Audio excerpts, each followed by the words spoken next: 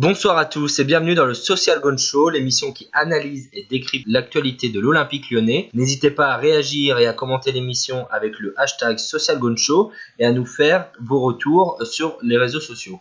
Ce soir, le programme est riche. Avec nous aujourd'hui Alain, rédacteur pour Social Gone. Bonsoir Alain. Bonsoir Baptiste, bonsoir à tous. Kim également est avec nous, monteuse pour Social Gone. Salut Kim. Salut Baptiste, salut tout le monde. Et enfin Méric, supporter de l'OL et étudiant en école de journalisme à Lyon. Salut Méric. Bonsoir Baptiste, bonsoir à tous.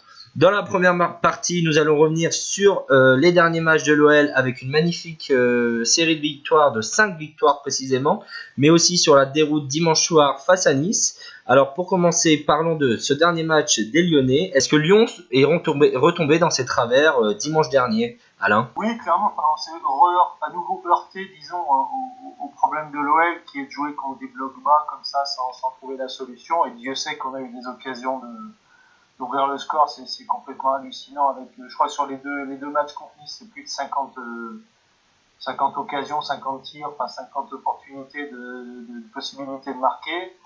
Oui, il faut faire attention parce que je crois que l'an dernier, quand on avait battu le PSG, on avait aussi enchaîné avec une période vraiment catastrophique dans la foulée. Oui, Bruno Genesio le rappelait en conférence de presse, 2 points sur 18 après la victoire contre le PSG la saison dernière. Voilà, grosse décompression après le PSG, sauf que là c'est un peu particulier parce qu'on va quand même jouer le Barça, donc on va pas falloir trop se décompresser non plus disons vendredi, puisqu'il nous reste le match là, contre Guingamp avant de jouer le Barça. Donc voilà quoi, mais très franchement, ce genre de résultat est tellement immérité sur le contenu malgré tout. On pourra toujours expliquer effectivement que l'OL est stérile contre ces blocs bas, et c'est vrai, mais ça reste quoi qu'il arrive, footballistiquement, ça reste un braquage, quoi. Donc grosse frustration par rapport à ça. Ce qui est intéressant aussi, c'est que c'est de toute façon pas le type de profil d'équipe qu'on va jouer là, en Ligue des Champions de Barça en l'occurrence, c'est pas du tout ça. Mais ouais, ça doit clairement nous servir de leçon pour la suite du championnat surtout et pour jouer ces petites équipes. Alors il y a dimanche soir 23 tirs contre 11 tirs pour les Niçois et dans les tirs cadrés seulement 5 tirs pour les Lyonnais et 4 tirs cadrés pour les Niçois, donc c'est vrai que ça prouve peut-être le manque de réalisme et offensif des Lyonnais, du moins pour cadrer une frappe. Kim, ton avis sur ce match ? Ouais, c'était une belle purge quand même, parce que c'est pas forcément un résultat qu'on attendait au vu de la physionomie du match. On domine, mais malheureusement on manque de réalisme, de finition. C'est terrible parce que on prend un but sur penalty on n'arrive même pas à égaliser. Alors qu'en première période, on enchaîne les occasions, on a quand même Benitez qui fait des bons arrêts en face, mais c'est vrai que c'est fatigant parce que on enchaîne des belles victoires, en l'occurrence contre le PSG, et là, contre Nice, on se prend un mur. Voilà, c'est de toute façon, c'est toujours la même chose, on essaie d'enchaîner un petit peu, et après, ça fonctionne. Alors avant cette contre-performance des Lyonnais dimanche soir, l'OL avait réalisé une très bonne série avec 5 victoires consécutives, notamment en Coupe de France, contre la SSE, on en avait parlé dans le dernier Social Gone Show, et contre le Paris Saint-Germain le dimanche d'avant. On va revenir brièvement sur cette victoire face aux Parisiens. Méric, qu'as-tu pensé de ce match et est-ce que c'est encourageant pour la suite, notamment pour l'échéance Barça ? Écoute, moi je pense que c'est très encourageant, notamment on sortait d'un derby qu'on avait gagné à la dernière minute, donc qui faisait bien évidemment très plaisir. Après contre Paris, je trouve franchement qu'on a été très solide, comme on l'a montré en début de saison face aux grandes équipes, donc notamment face à City. Ça annonce du bon pour Barcelone, même si je pense que Paris, on se devait de le gagner, puis on va dire que c'est un peu une habitude maintenant de gagner contre Paris à domicile. Non mais je veux dire, on a fait un bon match, même si les 10 premières minutes étaient catastrophiques. Si on enlève ça, justement, je trouve qu'on a fait une première mi-temps parfaite. On a bouffé Paris, vraiment, on les a asphyxiés. Areola a dû sortir de nombreux arrêts. Sans ça, je pense qu'on peut largement mener à la mi-temps.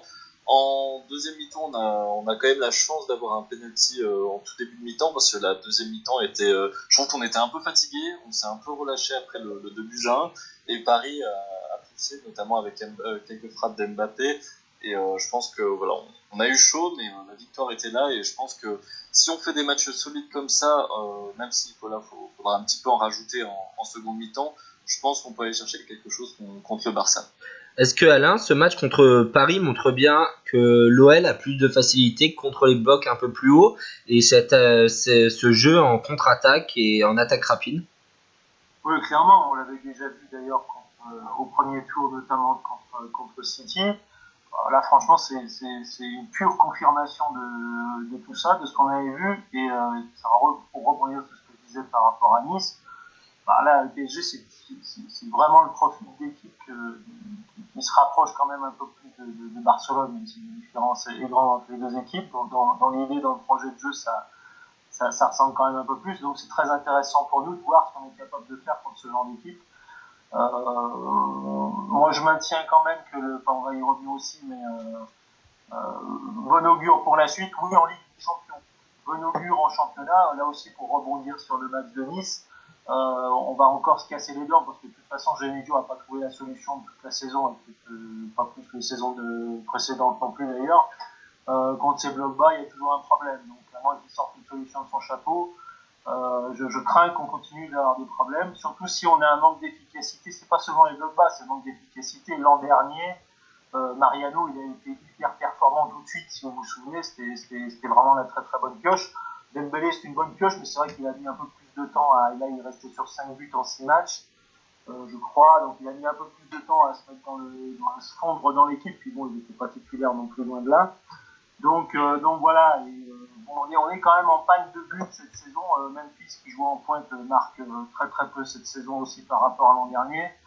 On a clairement un problème d'efficacité qu'il faudra corriger clairement contre le Barça. Notamment, mais bon augure pour la suite, oui, en Ligue des Champions surtout, et les matchs de coupe où tout le monde est mobilisé, on l'a vu d'ailleurs avec Fekir contre Guingamp, qui est bien que ce soit une petite équipe, Fekir il a quand même répondu présent, mais contre les équipes plus modestes en championnat, je vais rester quand même très prudent. Alors on va revenir maintenant sur ce match de Guingamp. Les Lyonnais sont imposés 2-1 en Coupe de France. Kim, qu'as-tu pensé de ce match? Et on sait que la Coupe de France est un objectif majeur du club cette saison. Mais dans le jeu, qu'as-tu pensé de ce match contre Guingamp qui est plus qualifié de bloc bas? C'était un match comme plutôt intéressant. En plus, Genesio avait mis Terrier, il a fait un peu tourner les effectifs. On arrive à avoir la victoire 2-1, on va dire 2-0, parce que le but, on prend vraiment à la fin de chez fin. Mais c'était plutôt un bon match, une bonne presta de Dembélé. Comme le disait Alain, c'est vrai qu'il a mis du temps, mais je trouve qu'il répond quand même assez bien présent sur les derniers matchs. La clim qui m'a Geoffroy Guichard, et puis les prestations qu'il fait, c'est tout simplement sur les derniers matchs. Il concrétise déjà un peu mieux, il prend plus de confiance en lui. Mais c'est vrai que c'était quand même un beau match ensemble. Il a fait des France, c'est un objectif, il faut se le dire, parce que il n'y a pas que c'est Eusebio Cup qu'on a gagné en début de présence. On se vient d'en ajouter une deuxième au palmarès de chez les autres cette année. Mais la je me rappelle même plus de ce trophée, quoi. Tellement il est anecdotique. Non, mais c'est pas un trophée, c'est une coupe en chocolat, quoi. C'est pas qu'avant l'heure, quoi. Ouais, non, mais voilà, pour revenir un peu sur les Guingamp, non, c'est vrai que la Coupe de France, c'est un objectif. Et je pense que, honnêtement, on peut essayer de la gagner cette année. Méric, on parlera de l'objectif Coupe de France un peu plus tard, mais toi, dans le jeu contre Guingamp, qu'as-tu pensé du jeu lyonnais?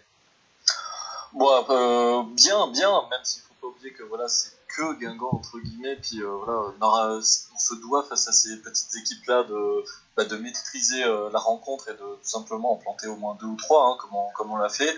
J'ai vu un très bon Dembélé. Je trouve que justement il devient de mieux en mieux depuis le déclic Saint-Etienne, j'ai envie de dire, parce que c'est vrai que là il marche un peu sur l'eau en ce moment, il fait de très bons matchs.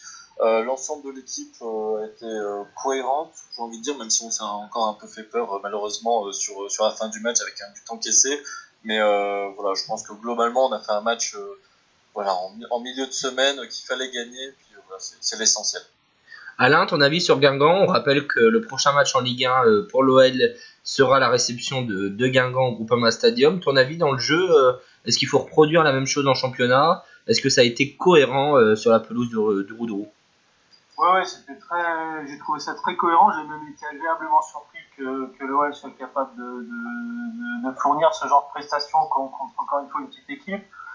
Sans doute aussi que l'enjeu fait que tout le monde y a mis l'implication. Je parlais de Fekir tout à l'heure et pour moi c'est vraiment l'exemple type du joueur qui depuis le début de la saison était vraiment en deçà contre les petites équipes et qui là a montré que quand il y a quand même de l'enjeu, le mec il est là, quoi, il y va et il est beaucoup plus visible, beaucoup plus présent dans le jeu.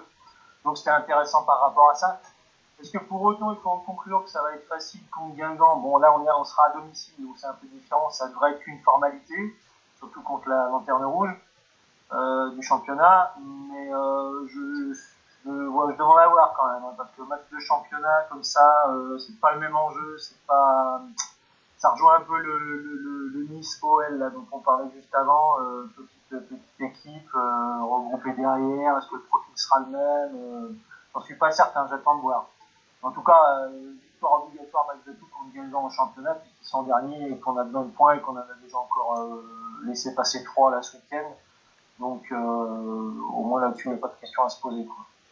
Passons tout de suite à la deuxième partie de notre émission avec les objectifs pour cette première partie de 2019 et cette deuxième partie de saison. Je vous le rappelle, n'hésitez pas à réagir avec le hashtag SocialGoneShow. On va parler rapidement de Lille. Lille qui a 6 points après la défaite de l'OL et sa victoire ce week-end à Guingamp notamment.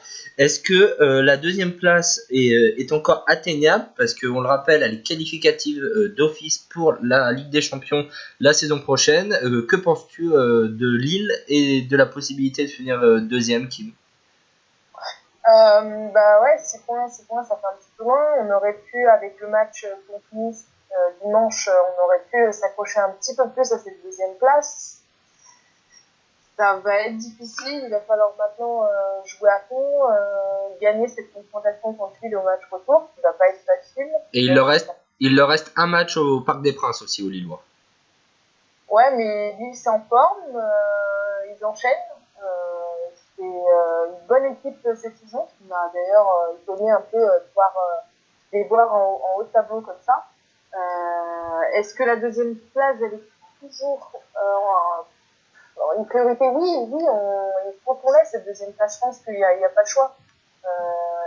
Va falloir maintenant essayer d'enchaîner les matchs et plus faire ce qu'on a fait, c'est-à-dire faire des bonnes prestations et puis du jour au lendemain rien concrétiser et prendre une défaite comme ça contre Nice par exemple. Faut arrêter ce schéma-là qui fait mal au cœur. Qui fait mal au cœur parce que c'est Nice, quoi. C'est pas le PSG. On a fait une très bonne presta, comme le disait Méric, contre le PSG. Et on se retrouve face à Nice et on trouve aucune solution. Méric, ton avis sur Lille qui réalise une magnifique saison sous les ordres de Christophe Galtier, l'ancien entraîneur stéphanois, et ton avis sur la deuxième place? Je trouve que oui, ça va être dur en effet d'aller chercher la deuxième place parce que Lille, en effet, ils sont très bons. Et puis ce qui me fait un peu peur, c'est qu'ils ont énormément de ressources en attaque. Bon, je pense évidemment à Pepe, Bamba ou encore Léao. Là en ce moment, il a marqué 6 buts en 7 matchs, il me semble. Donc ils ont énormément de ressources en attaque et je pense que ça va être très dur d'aller les chercher parce que on a l'impression qu'ils n'arrêtent pas de gagner et que voilà, à part peut-être Paris, le déplacement à Paris où quand on va les recevoir, voilà, ils perdront peut-être des points. Mais sinon, ils paraissent faciles, entre guillemets, contre les équipes de mi-tableau et les petites équipes. Et voilà, je vois pas vraiment comment ils pourraient être inquiétés s'ils continuent sur leur lancée. Pardon. Après, la deuxième place, oui, bien évidemment, elle est encore jouable. 6 points, c'est pas non plus la mort. Même, voilà, on a remonté de plus gros écarts les années précédentes. Je pense que c'est largement envisageable. Alain? Oui, même chose. L'OL doit, de toute façon, si on reste dans la tradition, l'OL repassera en mode fin de saison vers passer la Ligue des Champions si jamais on ne bat pas le Barça, ce qui est quand même une possibilité. L'équipe devra repasser en mode fin de saison et carburer jusqu'à la fin de la saison, quoi, jusqu'à la 38e journée. Donc à ce moment-là, on verra si Lille a toujours 6 points d'avance. Là, pour l'instant, c'est vrai qu'ils font fort. Bon, en plus, je crois ils sont encore en Coupe de France, je crois, si je dis pas de bêtises. Mais bon, la Coupe de France, ça prend pas non plus autant d'influx nerveux que la Ligue des Champions. Donc ça, c'est quand même un bémol pour nous, c'est qu'on a toujours un bémol façon de parler par rapport au championnat, bien sûr. Donc, va falloir gérer tout ça et pas laisser Lille prendre davantage d'avance, parce que là, ça fait déjà beaucoup, 6 points de rien. Et donc voilà, mais, la deuxième place, de toute façon, tant que la Ligue des Champions, elle est accessible directement qu'avec la deuxième place et pas avec la troisième, dans la tête d'Olas, je crois que c'est clair, c'est la deuxième et vraiment la troisième, je pense que c'est une douleur pour lui, quoi. Parce que la troisième, elle hypothèque aussi le mercato, enfin, elle modifie sans doute l'approche du mercato derrière, quoi. Si t'as pas la certitude absolue de jouer la phase de poule de Ligue des Champions, derrière, t'as des mecs qui ne peuvent pas venir non plus. Un Dembélé qui a fait des pieds et des mains pour venir cette année, est-ce qu'il aurait fait la même chose si on avait été en tour préliminaire, peut-être d'un coup, peut-être maintenant, comme dirait l'autre. Donc, très important d'avoir la deuxième place, ouais, clairement. Rouvrons notre page Coupe de France avant de parler de Lyon-Barça qui arrive le 19 février au Groupama Stadium. Les Lyonnais joueront en quart de finale contre Caen. Est-ce que cette Coupe de France et cette demi-finale suffit à satisfaire les Lyonnais et le président Aulas, ou doit-on vraiment viser plus loin une demi-finale ou une finale au Groupama Stadium? Ouais, moi je pense, étant donné le palmarès pléthorique qu'on rappelait tout à l'heure de Genesio, je pense qu'une finale en Coupe de France me semble pas non plus, tu vois, un objectif totalement superflu et inatteignable. Ça me semble même, quand tu joues Caen en quart de finale à domicile, si tu te reprends les pieds dans le tapis comme ce qui s'est produit face à Strasbourg. Bon, certes, Strasbourg fait une très très belle saison, et Caen, c'est pas Strasbourg à dire ça. Non, clairement, la qualif en demi-finale, pour moi, je la considère quasiment acquise. Faudra faire le match, mais si tout le monde est sérieux, comme tout le monde l'a été à Guingamp, il n'y a pas de raison que ça se passe mal contre Caen. À partir de là, on sera en demi-finale, et quand tu es en demi-finale, il n'y a plus de questions à se poser, tu fonces vers la finale, quoi. Donc pour moi, l'objectif en Coupe de France, c'est clairement la finale et rien d'autre. Et même, encore une fois, pour revenir sur l'absence totale de titres depuis 7 ans maintenant, une victoire finale en Coupe de France ferait quand même du bien à tout le monde, je pense. Kim, tu es du même avis qu'Alain, ou pour toi une demi-finale serait suffisante du côté lyonnais? Non, je pense que voilà, je suis tout à fait d'accord avec Alain. Caen, c'est largement à notre portée. La demi-finale, comme le dit Alain, dès qu'on y est, voilà, c'est la finale qui nous attend après ces 90 minutes. Donc je nous vois bien quand même aller faire une finale, et pourquoi pas éviter du moins de tomber contre le PSG en demi, ça serait sympa.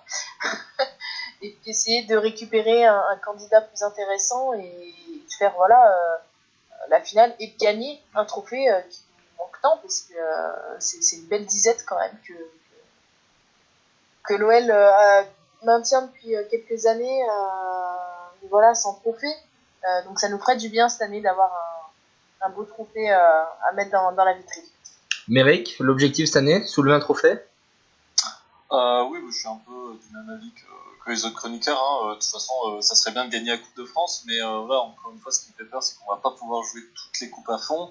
Tout va dépendre, je pense, du huitième de finale contre Barcelone. Bon, je pense que voilà, on a à peu près 30% de chances de passer, hein, faut pas se faire d'illusions non plus, mais on a nos chances. Si jamais on se qualifie, je vois mal comment on pourrait combiner Coupe de France, Ligue des Champions et des performances en championnat. Après, ça, évidemment que ça serait bien de la gagner, mais je pense qu'à un moment, la fatigue va prédominer sur notre équipe, malheureusement. Justement, ouvrons notre page Ligue des Champions avec ce grand match attendu côté lyonnais, ce fameux OL Barça. Justement, pour ce quart de finale, est-il atteignable face aux Barcelonais? Est-ce un rêve ou une réalité, Alain? Ouais, pour l'instant, c'est quand même plutôt un rêve, restons modestes, mais c'est pas non plus un truc totalement inaccessible. Encore une fois, on a montré contre le PSG, contre City, contre ces grosses équipes, les joueurs arrivent vraiment à donner le meilleur d'eux-mêmes et à vraiment fournir de belles prestations, je trouve. Mi-rêve, mi-réalité, j'ai envie de dire. Moi, je vais rester sur mon projet de base, c'est-à-dire tu joues à domicile, là, il faut pas perdre, ça c'est clair. Et même un match nul à domicile, tu fais un petit 1-1, tu vas ensuite à Barcelone, eux ils sont en totale confiance. Parce que finalement ils auront fait un match nul à l'extérieur, c'est plutôt pas un mauvais résultat pour eux, et là tu les prends un peu en traite, tu arrives par derrière, et tu leur mets un 2-2 dans les dents, et les mecs ils sont éliminés et ils pleurent, quoi, tu vois. Donc c'est ça qui doit être le projet de l'équipe, quoi. Je crois ne pas perdre à domicile, et vraiment aller là-bas le mort aux dents, et pour essayer de faire un peu le casse du siècle, quoi. Un peu comme ce qu'a fait Nice 2 fois là contre nous, c'était un peu un braquage. Bah, cette année aussi, si on gagnait, si on battait, si on éliminait Barcelone en Ligue des Champions, ce serait peut-être probablement un peu un braquage, mais écoute, pourquoi pas, finalement, il faut que dans la tête des joueurs, ce soit dans le domaine du possible, en tout cas. D'ailleurs, on y reviendra aussi, mais on va se présenter sur ce match aller sans Fekir, donc ce sera intéressant de voir aussi comment l'équipe va évoluer par rapport à ça. Mais Eric, tu le disais juste avant, pour toi, c'est du 30%, 70% face à l'ogre barcelonais? Oui, pour moi, c'est du 70-30, voire 80-20, mais tout dépendra du match aller. Mais après, je pense que bon, les bons 70%, c'est parce qu'il y a Messi en face, tout simplement, et puis que bon, ça reste quand même l'un des meilleurs joueurs du monde, si ce n'est le meilleur. On n'a pas fait Kir à l'aller, ça me fait quand même beaucoup peur, il va falloir être très solide. Après, au Camp Nou, le Barça, il reste quand même très dur à battre. Et, pourquoi pas faire un match nul là-bas, mais je pense que ça va être quand même très compliqué. Après, oui, je pense que voilà, on peut créer l'exploit. L'OL l'a montré des années auparavant. Je pense encore, bien sûr, à la qualif contre le Real Madrid et ce fameux but de Pjanic au stade de Madrid, Bernabéu. Voilà, Bernabéu, j'avais un trou, pardon. Donc oui, l'OL de toute façon peut créer des exploits et a créé des exploits en Ligue des Champions, hein, que ce soit voilà, on a toujours fait créer des surprises, donc pourquoi pas cette année. Voilà, même si je pense que le Barça est quand même très fort cette année et peut gagner la Ligue des Champions, je pense que c'est largement un prétendant, même s'il y a d'autres équipes très très lourdes derrière, lourdes.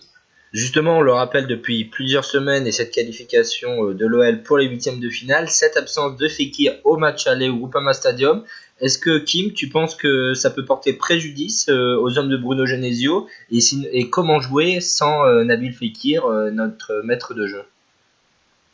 Bah, ça risque d'être un petit peu compliqué. Fekir, c'est le capitaine, c'est le chef d'orchestre de cette équipe. Oui, il va manquer, mais quand il y a eu ces absences un peu longues l'année dernière, on a quand même réussi à s'en sortir. Maintenant, voilà, il va falloir que Genesio mette un bon plan en place, une bonne compo qui pourrait peut-être mettre en place devant avec Memphis et Dembélé peut-être devant. Ça peut être jouable et apporter peut-être une autre compo par rapport à d'habitude et qui me trouve un plan de jeu, encore une fois, je ne sais où il peut le trouver et qui nous permettra peut-être d'accéder à ces quarts de finale. Mais ça risque un petit peu d'être compliqué au match aller sans Fekir. Mais bon, on se dit aussi derrière que on l'aura au retour. Donc c'est quand même peut-être plus intéressant de l'avoir au match retour, donc à l'extérieur, qu'à domicile. Alain, ton avis sur la compo qu'il faut aligner sans Nabil Fekir? Est-ce que un 4-3-3 est la bonne solution avec notamment pourquoi pas un retour de Lucas Touzard en point de base pour apporter une certaine solidité défensive face aux attaques qui risquent d'être nombreuses de la part des Barcelonais? Ouais, c'est tout à fait plausible. Touzard Ndombele en 6 là, et puis devant, moi je verrais bien sans Fekir, Memphis prendre sa place en fait. Parce qu'on a vu ces derniers temps que les deux parfois avaient tendance, notamment quand Memphis s'est aligné dans l'axe, il avait tendance à revenir un peu derrière, se marcher un petit peu sur les pieds les deux. Donc pourquoi pas jouer avec Memphis derrière l'attaquant, derrière Dembélé. Et puis sur les côtés, tu mets Traoré ou Cornet et puis Carrier de l'autre côté, par exemple. Donc ouais, ça me semble. Mais je suis d'accord avec ce qui vient d'être dit, c'est-à-dire que Fekir au retour, c'est plus important finalement que de l'avoir à l'aller si on veut vraiment créer un exploit. On sait que Fekir il peut planter un but à peu près n'importe quand aussi sur son pied gauche, là, sur ses frappes de loin d'ailleurs, qu'on n'utilise pas assez, je trouve. Donc ouais, clairement 4-3-3 ou 4-4-2-3, là, ce qu'on voit ces derniers temps. Ça peut être intéressant. Je serais quand même curieux de savoir si Genesio va pas repartir sur sur son 3-5-2 qu'il avait abandonné là, parce que je pense que ça peut aussi rassurer lui d'avoir trois centraux derrière. Donc je serais curieux de voir ça, mais si on reste sur le 4-2-3-1, ouais, clairement, moi je mettrais Memphis en 10 et puis Dembélé devant, et puis pourquoi pas, ouais, effectivement, Touzard en 6 pour solidifier le tout, parce que Aouar, malgré tout, je trouve que depuis un certain temps maintenant, il a des soins un petit peu. N'hésitez pas à nous donner votre compo type pour ce match dans les commentaires de la vidéo. Méric, ton avis sur cette composition, quel est le meilleur dispositif pour essayer de contrer le Barça? Globalement, je suis assez d'accord avec Alain. Il va falloir faire sans Fekir, donc pourquoi pas mettre tout ça, même si j'ai pas souvenir de grands matchs, des grands matchs qu'il a fait dernièrement. Je le trouvais un peu en dessous, tout comme Aouar, donc notamment Aouar qui a fait l'erreur face à Paris. C'est malheureusement ces erreurs qui nous coûtent quelques buts. Il faudra pas les reproduire face à Barcelone. Après, j'espère voir un grand Memphis, parce qu'on a vraiment, vraiment besoin de lui. Et puis, oui, peut-être abandonner ce 3-5-2, parce que moi, je n'aimais pas du tout. Enfin, globalement, je trouve que c'était en plus un faux 3-5-2. C'était 5 défenseurs, en gros 3 milieux et 2 attaquants, parce que c'était des défenseurs pistons, entre guillemets. Mais je trouvais que c'était pas notre style, et je préfère plutôt autre chose. Pourquoi pas tenter 6 Toussard, comme dit Alain, et puis on verra bien, avec un Ndombele solide aussi, puis on verra bien ce qu'on pourra faire au match aller. A noter que Samuel Umtiti, dans une interview qu'il a accordée à l'OL TV dernièrement, n'est pas sûr d'être présent côté barcelonais, à son grand regret, parce qu'il aurait énormément aimé retrouver la pelouse du Groupama Stadium et les supporters lyonnais. Est-ce que pour vous, en termes de jeu, c'est quelque chose de grave ou de plutôt positif pour l'OL de ne pas avoir Samuel Umtiti sur la pelouse du Groupama Stadium, Alain? Écoute, non, ça aurait été sympa clairement de le revoir à Lyon. Après, je pense qu'il pourra toujours venir nous voir quand on sera en quart de finale, il n'y a pas de souci, quoi. Il sera bien accueilli, quoi qu'il arrive. Non, mais blague à part, ouais, ça aurait été sympa de le voir. Après, je pense que le Barça est suffisamment armé de toute façon pour présenter une ossature et une charnière assez costaud, même sans Umtiti, même s'il est sans doute un des défenseurs les plus intéressants et les plus costauds du Barça. Je pense que faut pas, c'est pas handicaper considérablement le Barça de jouer sans Umtiti, surtout une équipe comme le Barça qui a la possession du ballon et qui, voilà, quoi. Je suis pas inquiet pour eux par rapport à ça. Donc le match sera à suivre le 19 février au Groupama Stadium. Le stade risque de battre d'ailleurs son record d'affluence, il sera plein à craquer. On passe au prono des chroniqueurs avant de terminer cette émission. Kim, quel score vois-tu pour ce match aller? Eh ben, c'est une bonne question. Je verrais bien quand même une victoire de l'OL. Un score exact, je ne saurais pas le dire, mais je verrais bien une victoire de l'OL sur ce premier au match aller. Optimiste, Kim, ça fait plaisir. Méric, ton pronostic? Moi, je vais être très peu optimiste, entre guillemets. Je vais dire 2 partout à l'aller, et puis qualification de l'OL au retour en prolongation. On aura l'occasion de reparler du match retour et on fera un débrief de ce match aller. Alain, ton pronostic pour terminer? Même chose, je dirais un match nul à l'aller, mais je dirais plutôt un 1-1 pour qu'on ait plus de chances de passer au retour finalement en plantant 2 buts là-bas par exemple. Donc je dirais un but partout à l'aller et puis deux là-bas et on passe, quoi. Voilà, pas de prolongation, on passe bien. Bon, on espère tous un bon match des Lyonnais au Groupama Stadium pour ce 8e de finale de la Ligue des Champions face au Barça. Merci à tous d'avoir participé et suivi ce numéro 10 du Social Gone Show. Une petite pensée à Emiliano Sala qui a malheureusement disparu en mer et que sa mort a été annoncée récemment. Une pensée pour sa famille et ses proches, mais également pour le chauffeur de l'avion anglais son corps n'est toujours pas retrouvé en mer. Une cagnotte Litchi a été lancée en ligne, vous pouvez la retrouver sur les sites internet. Voilà, merci à tous d'avoir participé. Merci Alain. Merci Kim. Merci Baptiste. Merci Méric. Merci à toi. À bientôt, merci à tous de nous avoir suivis. L'actualité de l'Olympique Lyonnais est toujours à suivre sur le site de Social Gone et sur la page Twitter ou Facebook. Et d'ici là, suivez l'OL et à bientôt.